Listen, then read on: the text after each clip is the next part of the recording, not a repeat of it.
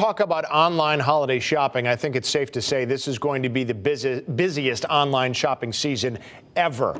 They're expecting a 34% increase year over year compared to last year with online shopping. So it is going to be more important than ever before to make sure you do so safely. I'm happy to have with me now Karen Incarnato from AT&T back on the show to talk about what you need to know. And Karen, I guess we just need to start with that general tip to make sure you are not just mindlessly clicking sites as you shop, because it can get very easy to do that as you start going down those shopping rabbit holes, right?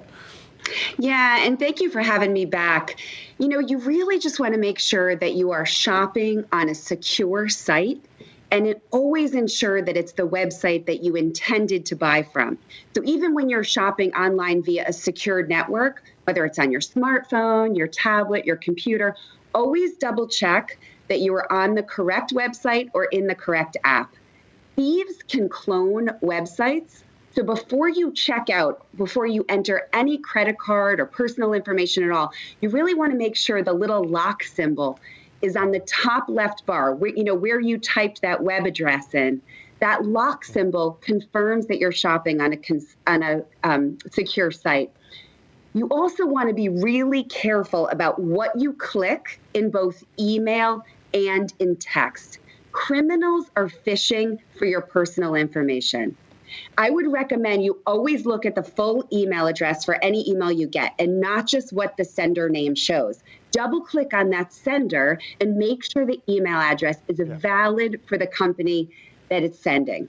And many people are getting text messages that ask for updated payment information. You'll see that a lot, especially at the holidays. I mean, just a week ago, my mom called me telling me that Netflix had texted her asking her for updated payment info. Well, my mom doesn't have Netflix, so had she clicked on that network, she could have shared her information with a group looking to potentially sell or make purchases with her credit card. So you really need to be careful.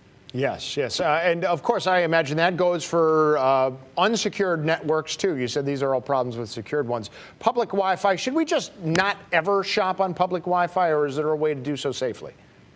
You know, Wi-Fi is everywhere, right? And you go into a store and it gives you the option to jump on their public Wi-Fi network. But you really need to think about that before shopping, not just browsing.